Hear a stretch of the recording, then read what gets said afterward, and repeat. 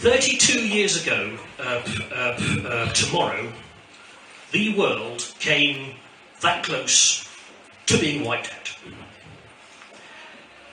And it's all thanks to one man, we are all here. And almost no one knows what his name is. And I intend to set that right. Because we've heard of Mandela, and we've heard of Gandhi, Nightingale and Fleming, and others of fame. But today I will tell you of another hero, as not enough people have heard of his name. And I'm naming that name as Stanislav Petrov, and this story, I tell you, it is not in jest. And regardless of what you think of this poem, of his actions, I beg you, be very impressed. 26th of September 1983, in a cold Russian autumn of a very cold war, President Andropov lay in the Kremlin hospital, senile and paranoid and close to death's door.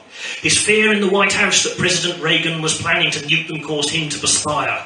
In his mind he had reason for his fictitious thinking, as Reagan had called them an evil empire.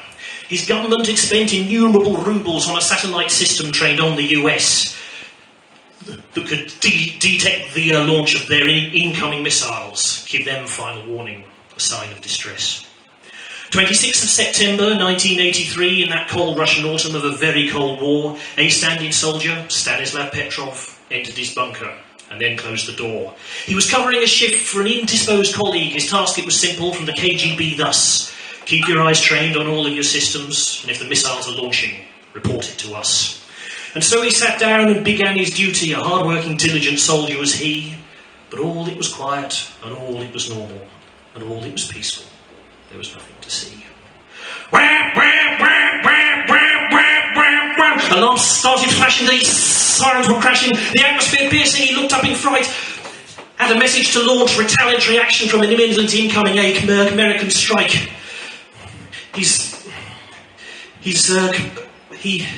looked at his computers and all of his systems. His head, it was frying from his brain, the sweat poured. But no real evidence of ballistic bombardment. He reset the system, and peace was restored. He barely had time to reset the system when he pressed the button. It happened again. Alarms started flashing, the sirens were crashing, proclaiming of peacetime. There had been a loss, but still no real signs of a US invasion. He reset the system and informed his boss. He hadn't even had time to hang up the phone when the system in panic fired off once again. His boss down the line heard all the commotion, was forced to tell Andropov and all of his men that the message that now mixed down on his system was even more terrible than what went before, that the American missiles were well on their way to blow Mother Russia right into the floor. Now, Stan was in the hot seat, and it was Stan's call. If he'd got it wrong, it would mean disaster for all, because if he'd got it wrong, we'd all be dead as mutton. If he'd said launch, Andropov would have pressed the button. And millions of megatons of nuclear warheads would come rushing from Russia to the rest of the world, each and every nation doused in radiation, complete destruction completely unfurled. Each nation wiped out by terrible fallout. Destruction, deformity, disease and death. Apocalypse, how? Apocalypse now. No chance to hold out or draw another breath.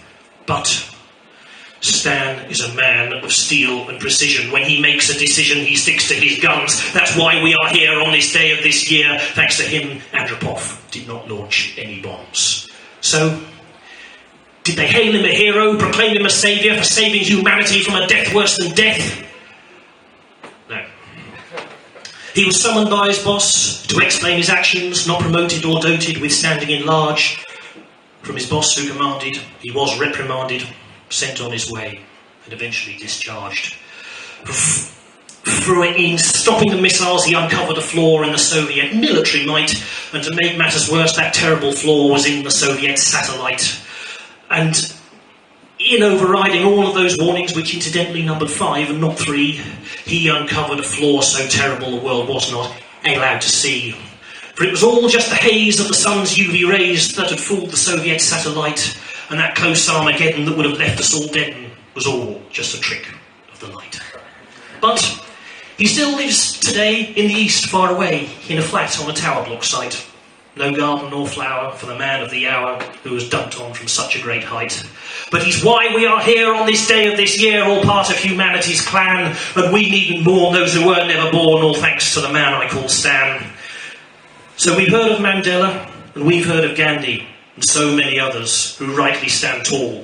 And to that list, I am adding Stanislav Petrov, the man who did save us all. Thank you.